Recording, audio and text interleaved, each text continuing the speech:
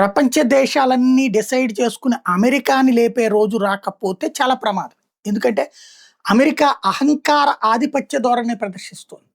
ప్రమాదకరమైన ధోరణి. ట్రంప్ అనేటటువంటోడేంటి, ప్రపంచం మా పాదాకాంతం మా దాసోహం అంటున్నాడు. ఇప్పుడు ఇరాన్ అణ్వాయుధం తయారు చేస్తే ప్రమాదం. ఎవడికి ప్రమాదం? అమెరికాకి ప్రమాదం, ఇజ్రాయెల్‌కి ప్రమాదం.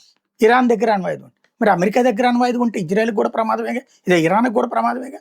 ఇజ్రాయెల్ దగ్గర అణ్వాయుధం ఉంటే ఇరాన్‌కి కూడా ప్రమాదం. మరి వీళ్ళెళ్ళి వాళ్ళని లేపేయాలిగా. మరి లేపలేదే. మరి ఎవడి దేశానికి సార్వభౌమాధికారం వాడిది. నీ దేశానికి కావాల్సిన హక్కు నువ్వు తీసుకున్నావు. నువ్వు అణుబాంబులు తయారు చేయడం ఆపేసావా? నీ దగ్గర అణుబాంబులు ఉన్నాయి కదా.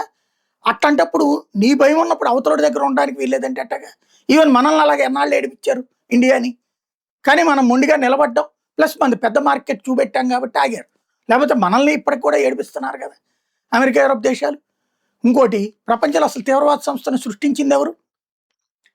రష్యాను నాశనం చేయడం కోసం పాకిస్తాన్ చేత తాలిబాన్లను తయారు చేసినోడు అమెరికా. అలాగే భారత్ నడిపించడం కోసం పాకిస్తాన్లో తీవ్రవాద సంస్థను తయారు చేసింది అమెరికా.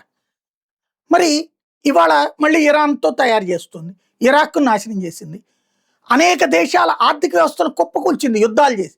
పోనీ అక్కడ ఏదన్నా సరైన ప్రభుత్వాల్ని ప్రజల చేత ఎన్నికయ్యే తయారు చేసిందా? ఇరాక్ ఏంటి, ఇప్పుడు ఇరాన్ పరిస్థితి ఏంటి, అట్లాగే క్యూబా ఏంటి, వెనిజులా ఏంటి, ఇప్పుడు వియత్నాం ఏంటి, ఇవన్నీ ఏం చేసింది అక్కడ? అది ప్రతి చోట దాడి చేస్తుంది, విధ్వంసం చేస్తుంది. చివరికి అక్కడ ఉన్న ప్రజల్ని రోడ్ల మీద పడేసి వాళ్ళని చివరికి అడుక్కు తినేవాళ్ళుగా, వాళ్ళని తీవ్రవాదులుగా తయారు చేస్తుంది. ఇది పెను సవాల్గా మారుతుంది. అమెరికా అనేటటువంటి ఒక దుర్మార్గమైనటువంటి వ్యవస్థ కింద మారుతుంది. అది ప్రపంచం ఆలోచించుకోవాల్సిన సందర్భం.